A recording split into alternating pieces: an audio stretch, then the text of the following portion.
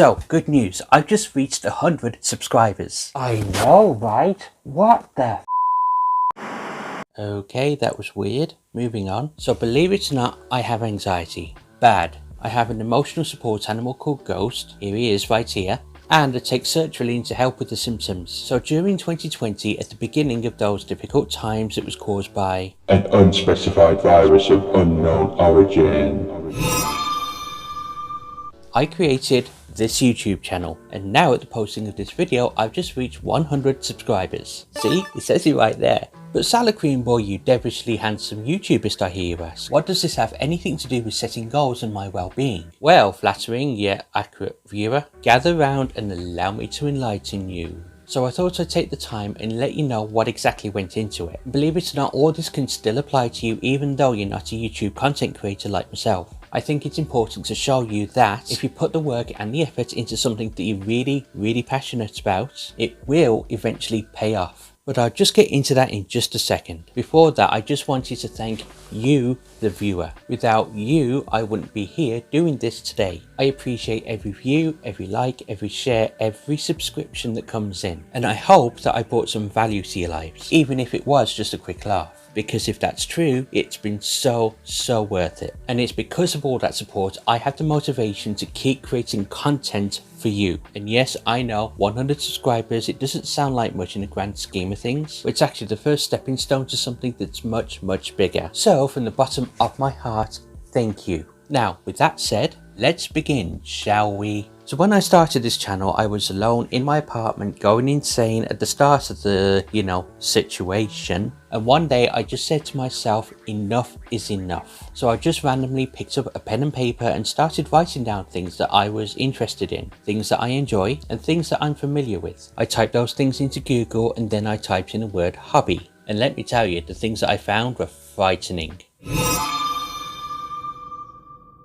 But even though it might work for other people, it didn't work out for me. It was actually when I was watching one of my favourite live streams on YouTube that it just clicked. I realised that I like movies and TV, I like to talk and express myself. Believe it or not, it gives me personal fulfilment to help people. And with what I've had to deal with, that being my mental health, well-being, anxiety, etc., I thought that it would be a good topic for me to take on. So I actually started off with the idea that I'd review TV and movies and suggest things that would take people's minds off with anxiety, off their worries and their lives and their troubles. Which at the start of the situation, the production of movies and TVs was going to dry up quite quickly. But then as the situation was going on and on like a Duracell battery, and as I wiped down the countertop for the 168th time that day, and as cabin fever was starting to set in, I started to quickly realise that I wasn't the only person who was having anxiety and mental health issues in this situation. So one day I just picked up my phone and I just pressed record. I mean, at that time I had a laptop that was so slow, so every video that I was making,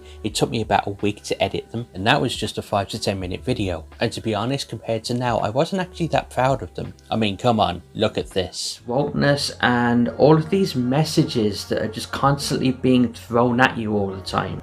But then I got a tablet and that cut that week down to about a day or two. And 17 months later, here I am.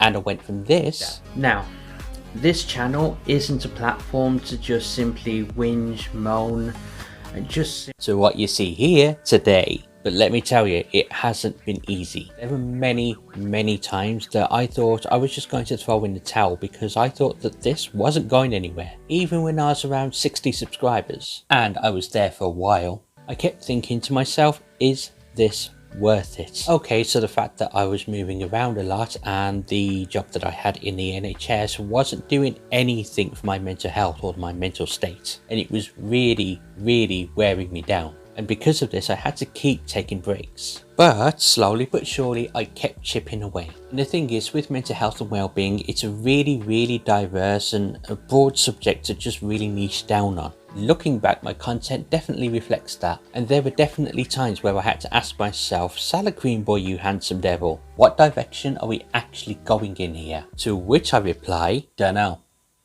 My point is that no matter what you want to achieve in life, whether that be a hobby, a career, improving your mental health, or even just figuring out what the HE double hockey sticks you want to do in life, Nothing worth having ever comes easy, so get down and do the work. So now to put this in context of mental health and anxiety. See, I eventually got there. Believe it or not, even though I'm showing a cool demeanor right now, I actually get really flustered and my heart beats 100 miles an hour every time I record a video. It might take me 5 minutes to set the equipment up, but it takes about 30 just to get started. And there are other factors, like for example, there's people down below me underneath this apartment that make a lot of noise. So it's really difficult to know when I can actually film, which again makes me anxious. And my body just tends to freeze a lot because I don't know what exactly to do. It still happens. I'm just really good at editing it all out right now.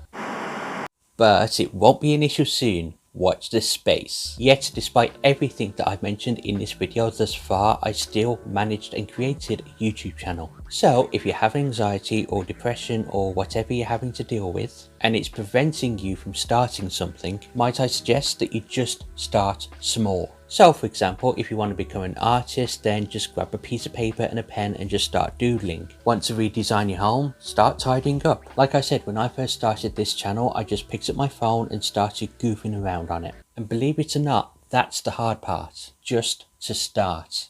It's like my old karate teacher used to say, the hardest thing about coming to his lessons is just turning up. Then all you have to do when you get there is to work. So you have my permission to rip off that band-aid and just start the thing that you've always wanted to do. Don't worry about what anyone else thinks, they're not in your shoes. If I worried about what other people thought, then I wouldn't be at 100 subs today. And I know one of the single biggest hardest things about anxiety is procrastinating and just starting something. And it's also thinking about the worst case scenario. So okay then, what exactly is the worst that can happen here? So you try something out and you find out it's not for you. Well, guess what? You're still better off than where you were before because you tried. And even though you might think you failed, the important thing here to remember is that because you tried, you've learned something, even though that thing you've learned is the fact that that thing that you wanted to do isn't for you. That's still growth and it's still a win. And because you tried that first thing, it gives you momentum to try other things out and to keep going until you find a good fit. However, if you are still at that point where you're heavily procrastinating and your body just won't do what you want it to do, I actually go into a lot more detail on how to get out of this situation in this video here. Because it's like I always say, at the end of the day, it gets dark.